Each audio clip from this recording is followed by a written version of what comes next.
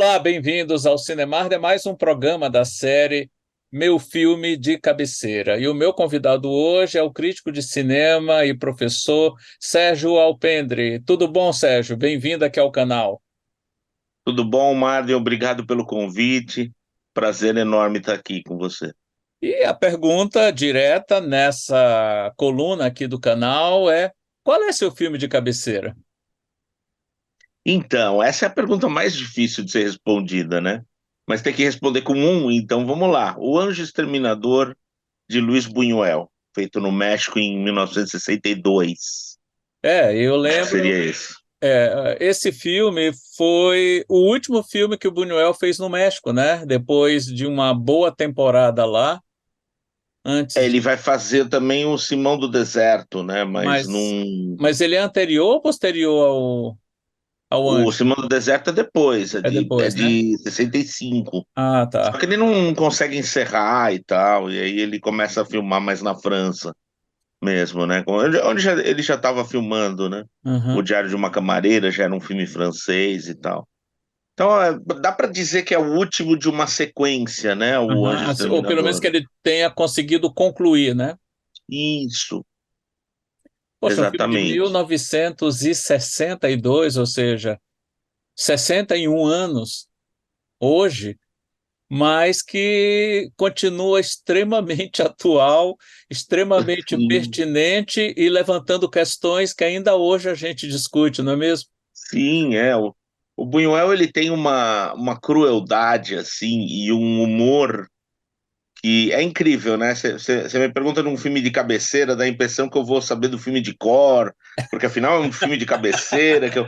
Mas não, a cada revisão é uma novidade, assim, que ele se apresenta novo, com alguma coisa nova. É impressionante. Assim, eu acredito isso a capacidade de invenção do Buñuel, que muita gente tende a diminuir, né? Ah, é um surrealista e tal, mas ele tem uma capacidade de inovação e de inventar formas e diálogos e tudo mais que é impressionante. Qual foi o teu primeiro contato com esse filme? Você viu no cinema, viu em cineclube, viu na Eu, TV, eu vi em videocassete, videocassete? cópia da Sagres, né? Lembro bem da saga. Eu vou ter que fazer uma pequena historinha do começo da minha cinefilia, Marden, Ó, fica à vontade. para mostrar a importância desse filme na minha cinefilia. E por que eu considero esse filme o meu nascimento como cinéfilo, né? Seria um segundo nascimento, esse é o meu nascimento de cinéfilo. Eu entrei na faculdade, lá eu encontrei em 89, né? Porque minhas paixões de adolescente, a gente normalmente é cinéfilo de adolescente, mas eu não, eu sou cinéfilo já de juventude, já depois dos 18. As minhas paixões eram pintura e música. E eu entrei num grupo de faculdade que eles ficavam falando de cineastas, e eu, poxa, por que que eu não entendo mais de cinema? Vou procurar saber. E aí eu comecei a ler sobre cinema e o primeiro diretor que eu fui atrás, porque eu gostava de ver filme, eu adorava ver filme, mas não me ligava em diretores, né? Eu gostava de ver o que estava passando no cinema, ia todo mês via um filme no cinema, via o que estava passando na TV. Aí eu fui ler sobre cinema e me deparei com Buñuel, com a loucura dele, com as histórias por trás dos filmes e tal, e as coisas que ele defendia, e falei, cara, esse é o meu cineasta. E aí comecei a ver os filmes e comecei a adorar, assim, falei, caramba, ele é muito o que eu queria fazer no momento, se eu fosse fazer filme, né? E Uhum. eu nunca cheguei a fazer, porque depois eu descobri que não é a minha, eu prefiro pesquisar, ver filmes, escrever, dar aula e tal. Eu passei exatamente por isso também. Eu acho que é, né? A gente aprende quando a gente vai fazer, a gente, mas não é a minha isso, deixa pra lá.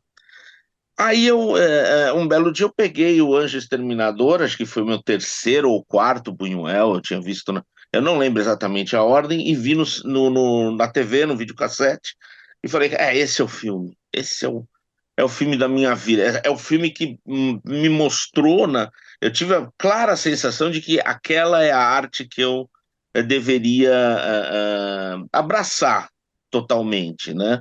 Porque pintura é algo mais, digamos, distante, E música é o contrário, é muito próxima, toda hora, né?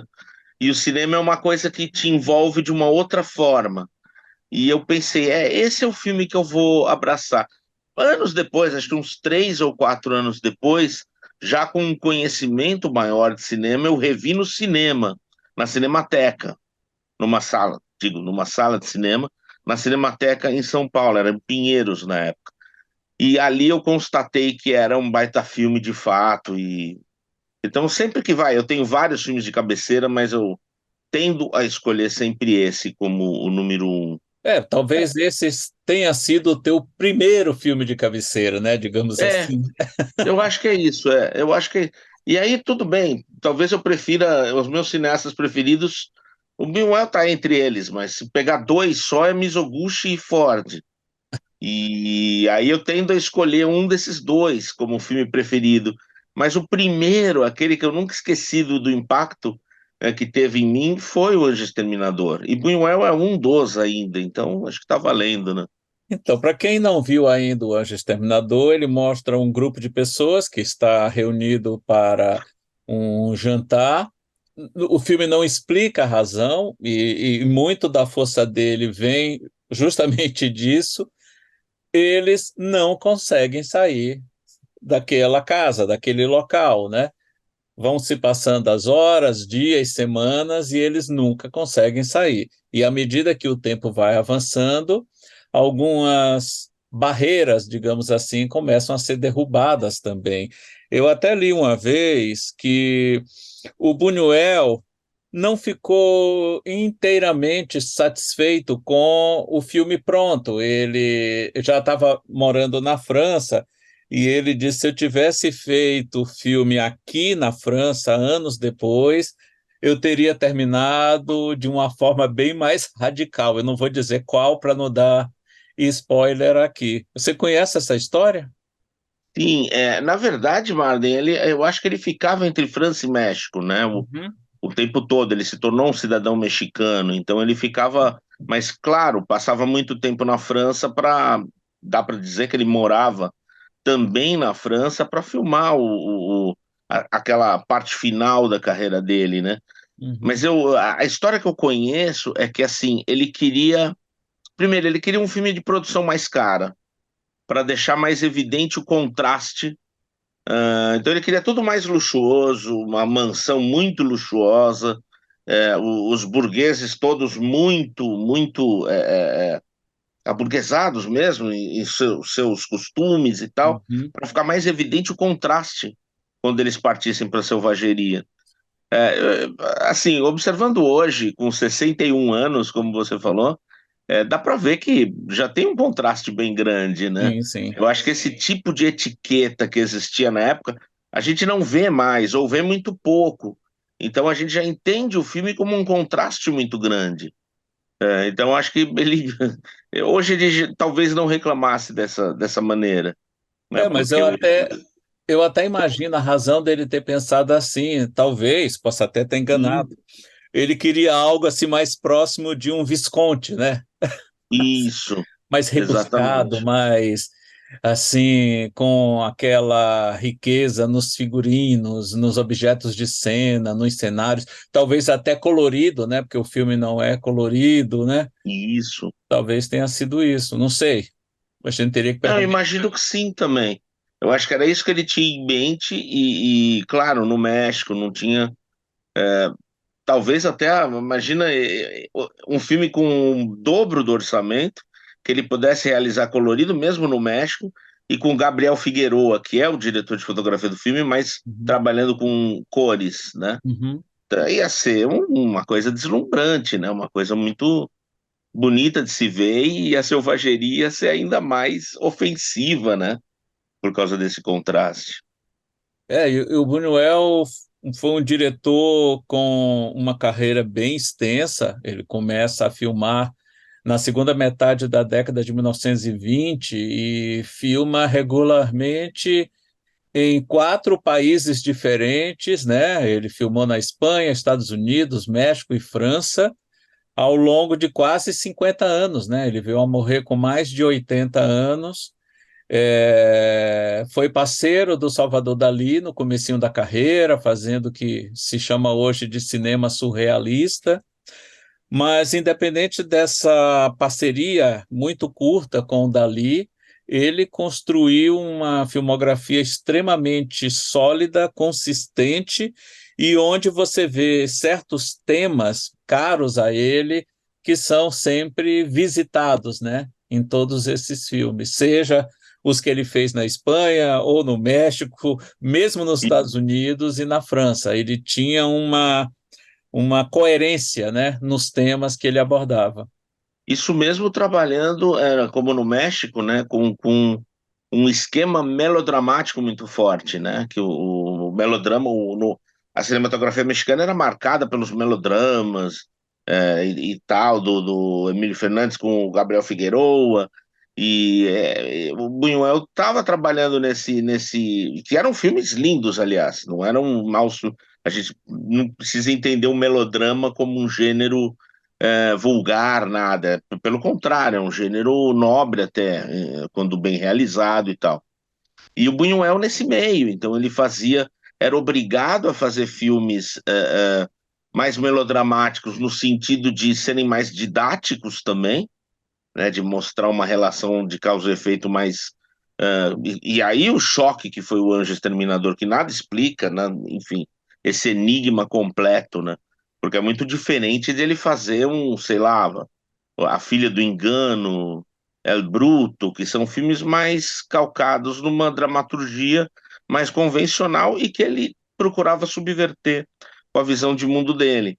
Subida ao Céu, enfim, tem vários outros. Robinson Crusoe, que ele fez com produção americana, norte-americana, dos Estados Unidos, no caso. E sempre, como você falou, mantendo uma fidelidade aos seus princípios, né? Nunca se vendendo. Ele próprio se orgulhava de nunca ter realizado um plano sequer que fosse contrário à integridade dele, que fosse contrário ao que ele pensava, a visão de mundo dele. Isso é muito importante. Ó, diferente de você, o primeiro contato que eu tive com Buñuel não foi no cinema ou através dos filmes dele. Quando ele faleceu, em 1983, me lembro de ter visto uma reportagem na TV sobre a carreira dele, e naquela matéria, eu não esqueço disso, destacavam sobremaneira o cão andaluz e aquela famosa cena da navalha cortando o olho, né? Nossa, Aquilo me chocou, até porque disse, meu Deus, ele fez isso na década de 20. E aí, depois, lendo no jornal sobre a carreira dele, em decorrência do falecimento, fazia menção ao livro que ele escreveu, a autobiografia O Meu Último Suspiro. E eu comprei o livro, então o primeiro contato que eu tive com a obra do Buñuel foi pelo livro que ele escreveu. Aí sim, lendo aquele livro, acompanhando toda aquela trajetória dele, eu comecei a procurar os filmes e vi o Anjo Exterminador pela primeira vez nessa mesma cópia da Sagres em VHS, peguei na locadora e aos poucos fui vendo os demais e muitos eu terminei conseguindo vê-los pela Versátil, que lançou vários filmes do sim. Buñuel em DVD. Então, mas o meu primeiro contato com ele foi pelo texto, pela biografia que ele escreveu.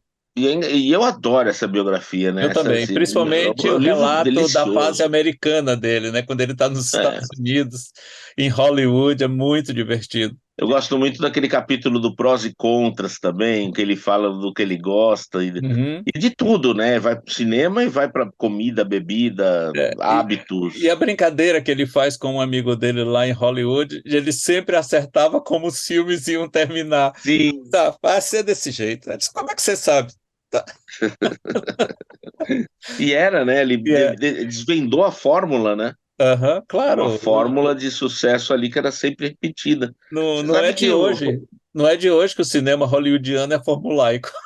o ixi, mas antes era uma fórmula muito bem realizada, né? A fórmula era Era melhor. outra, era melhor, e era melhor, tinha mais nuances também, né? Aham.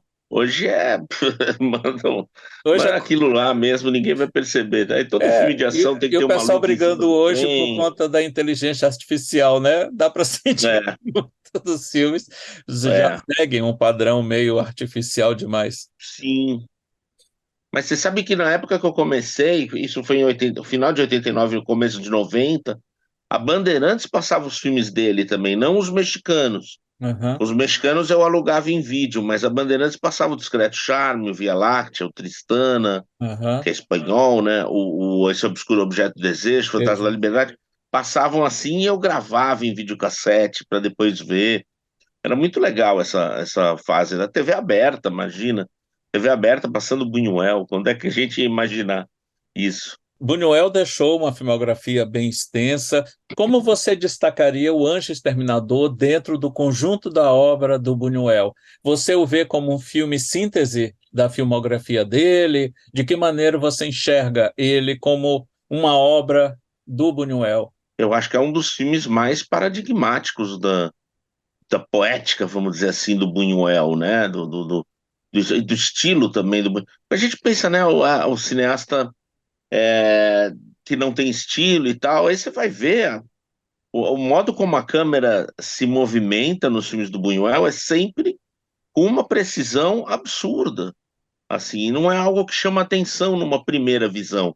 Porque você está mais preocupado com as maluquices que vão acontecer, com as cenas repetidas. E nesse filme, ele conseguiu colocar várias coisas que ele gostava de colocar. Até o amor full, né? O amor full, o amor louco que ele explorou bastante no L'Âge d'Or, né? No A Idade do Ouro, que é de 30. Ele bota ali com o casal que se suicida ali dentro do armário, né? Quer dizer, ele passa por todas essas temáticas que ele já havia explorado, mas radicalizando. Ele é quase uma sequência do Idade do Ouro em alguns momentos. E eu acho que ele só vai repetir esse tipo de. Bom, na fase francesa ele vai repetir mais, e principalmente nos três filmes mais ousados, né, dessa fase francesa, que são o Via Láctea, o Discreto Charme da Burguesia e o Fantasma da Liberdade, né? Que é aí que ele vai. O Fantasma da Liberdade é talvez o filme mais, desculpem o trocadilho, mas mais livre do Buñuel, no sentido de se despedir de uma trama e de uma. Enfim, são sequências ali que vão, né, vão acompanhando um fluxo que, enfim, a gente não tem muito como definir. E o Anjo Exterminador me parece uma antecipação disso. Um filme que já mostra um Buñuel muito maduro, muito ciente do que ele pensa ser cinema e muito livre também, na maneira como ele não explica nada e mostra repetições. Um personagem é apresentado ao outro, depois volta a encontrar esse outro como se fossem amigos de décadas, e depois se encontram uma terceira vez e se ofendem. É uma, quer dizer, uma loucura que ele promove nesse filme que realmente acho que ele não tinha feito até então. Eu acho que o Cão Andaluz e a Idade do Ouro estão circunscritos ali numa ideia de vanguarda, né, muito ligado ao surrealismo, e hoje o Exterminador já se apresenta como um filme do Buñuel que tinha acabado de fazer Viridiana, que tinha feito anos atrás o sucesso Nazarim e antes ainda o sucesso Os Olvidados, né, os Os Esquecidos. Esquecidos. E vem isso aí, vem um filme totalmente livre, totalmente maluco, assim, que não tem uma trama claramente definida. Por que que aquilo acontece? Não se sabe. E não precisa saber, na verdade. Exato. O David Lynch trabalha nessa chave um pouco também, né, nos Uhum. filmes mais ousados dele. Mas o Buñuel já chegou nisso em 62, assim, como você falou, ele estava muito à frente do seu tempo, né? E eu achei curiosa essa conexão que você faz com o segundo filme dele, A Idade do Ouro, que tinha sido feito 42 anos, não, 42 anos antes, né? Num outro contexto, numa outra situação até dele como artista, né? Ele ainda estava em começo de Não carreira. era ninguém, né? Exato, e ele puxa, faz essa ponte, né? É por isso que eu te fiz essa pergunta, de repente, em muitos aspectos, o Anjo Exterminador ser um filme síntese dele como cineasta. Sim, eu entendo dessa forma também. A gente pode pegar, Os Esquecidos. Os Esquecidos não é um filme, é um filme mais ligado até, tem uma preocupação ali neorrealista, né? É claro que para o surrealismo existir tem que haver realismo, para Uhum, começar. Surrealismo é uma invasão, né? E ele imagina aquela orquestra de 100 músicos tocando num prédio abandonado, mas o produtor vetou, então acaba ficando um filme muito mais realista do que o Buñuel tinha imaginado. Outros filmes como Robinson Crusoe, que eu já citei, o próprio Nazarim, já seguem uma outra preocupação, né, do Buñuel, que é a veia católica, as uhum. contradições da Igreja Católica e tal, que ele depois vai também fazer exacerbar ao máximo no Via Simão do Láctea. Des... Ah, e também um Simão do Deserto também, bem também. lembrado. Uhum, Simão do Deserto também, e no Via Láctea 4 anos depois, que é uhum. o que ele consegue terminar, né? Na França, com maior produção e tal. Então ele tem alguns filmes muito paradigmáticos e alguns filmes que você olha e fala, esse é um grande Buñuel, mas é um Buñuel já procurando uma outra via, né? Então eu acho que é muito interessante isso. E o Anjo Exterminador é, de fato, aquele... Quer conhecer Buñuel? Veja o Anjo Exterminador. Se não gostar, vá com cautela para os próximos. Se gostar, mergulha de vez, que esse Mas é a porta de entrada. uma outra coisa interessante, eu não sei se você vai concordar, mas nessa conversa agora com a gente me veio essa conexão e posso até ter enganado, mas eu acho que ela é de certa medida bem pertinente, principalmente na produção desses dois cineastas ao longo da década de 1960, um pouquinho também na década de 70, mas principalmente na década de 60. Eu vejo alguns paralelos entre o que o Buñuel fazia nessa época, seja no México ou na França, com os trabalhos do Pasolini na Itália. Sem dúvida, também vejo. Inclusive, era uma parte do meu doutorado que eu acabei tirando porque ia ficar gigante, porque o meu doutorado foi em cima do João César Monteiro, né, o realizador português, e Uhum. eu procurava depois fazer uma sintonia entre ele, o trabalho dele, e o do Buñuel e do Pasolini, que são mais, durante um bom tempo, contemporâneos ali, como você bem Sim, observou, nos anos 60 principalmente. Mas eu acho total, assim, o Pasolini e Buñuel são muito próximos. Eu diria também o Glauber Rocha, é. o Fellini e o Hitchcock, né? Porque o Hitchcock mesmo desvendou, ele amava Buñuel. Muitos diziam que era o cineasta preferido dele. E fazia aquele jantar famoso na casa do George Cukor, fez questão de, né, Buñuel senta à minha direita, e Aham. olhava para o Buñuel aquela perna da Tristana. Quer dizer, é muito. E a admiração era mútua, eles têm o mesmo fetiche por pés e pernas, fetiche cinematográfico, né? Não sei se E na por vida real. loiras também. Por loiras, exatamente. Então eram muito semelhantes. Então eu vejo e a com o Pasolini, eu acho que ela se dá mais nessa via também católica, do o Evangelho segundo Mateus, por exemplo, Aham. e o Édipo Rei, enfim, o Medea, Medeia. com o Via Láctea do Buñuel, enfim, tem essa Aham. relação é muito. São E, cineastas muito próximos mesmo, que e o teu... abordam a religião politicamente, né? Exato. Uma veia política muito forte.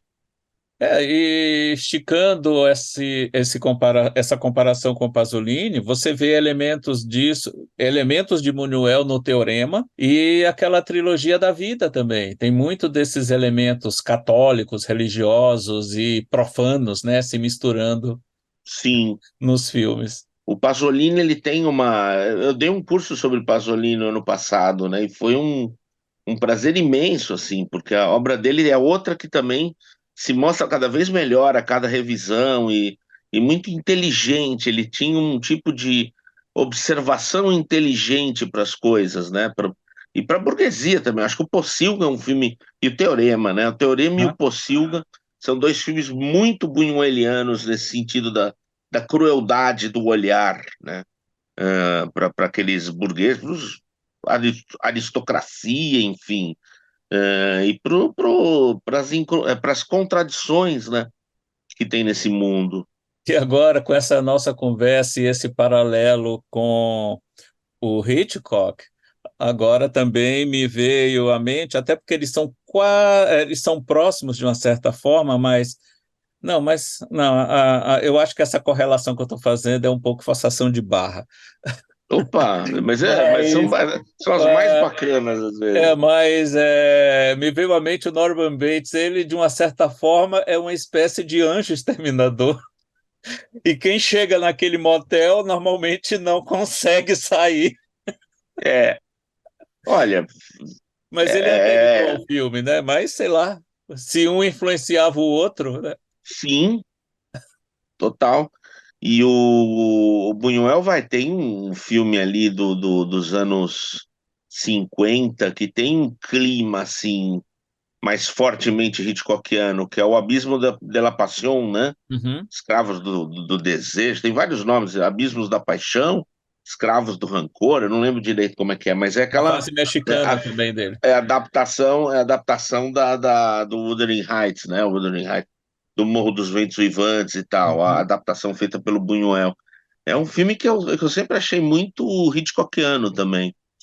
E é engraçado você falar do Psicose, porque tem também no, dos pássaros, né? Uma É, coisa meio que sim. não explica nada, eles começam Aham. a atacar. Acho que o Buñuel deve ter aprovado Os Pássaros, que é um filme. Claro que o Hitchcock faz de uma maneira com uma carga de entretenimento, né? De espetáculo mais forte. E o Buñuel faz numa escala bem menor, né?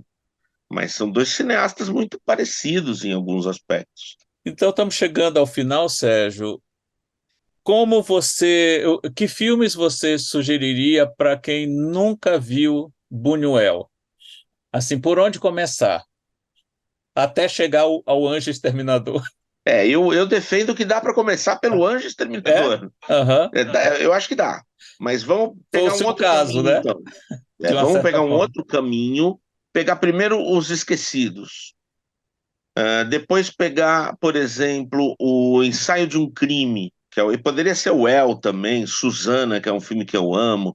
Mas vamos pegar o Ensaio de um Crime, que aí já prepara o espírito.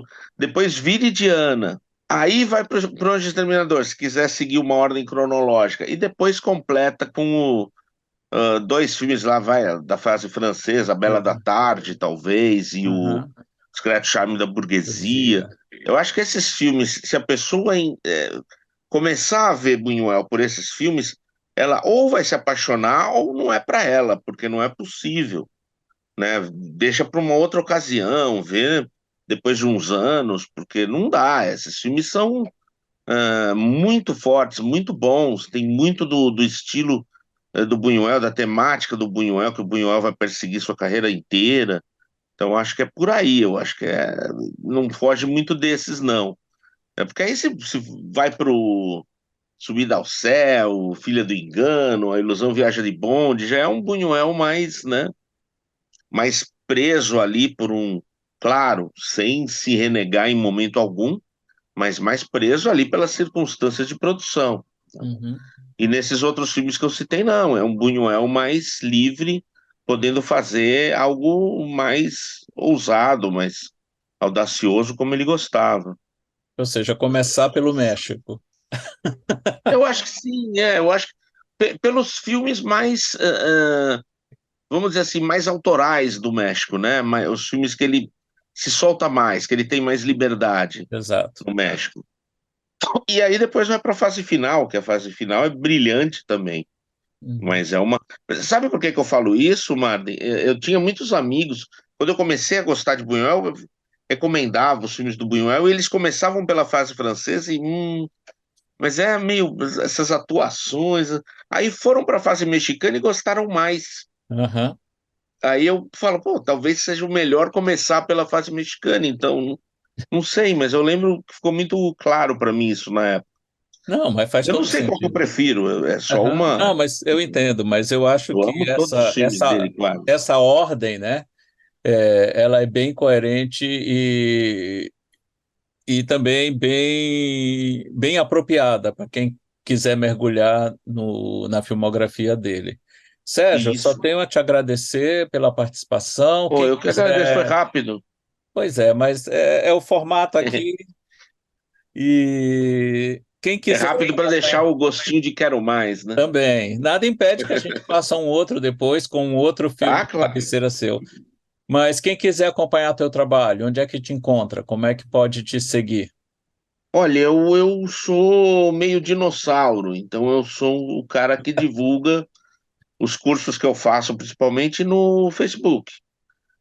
Eventualmente no Instagram, eventualmente no X, né? Que agora mudou de nome, o Twitter, o ex-Twitter. No Threads, que eu entrei lá também para. Sou um dinossauro, mas não muito. Eu experimento algumas coisas novas. Então, Enfim, mas o negócio é me seguir nas redes sociais para saber e é com teu quais os nome próximos mesmo, né? cursos. Oi? Ele encontra pelo teu nome mesmo, né? Pelo meu nome, Sérgio Alpendre sempre. O próximo vai ser sobre o De Palma, né? Que começa agora o fim de agosto.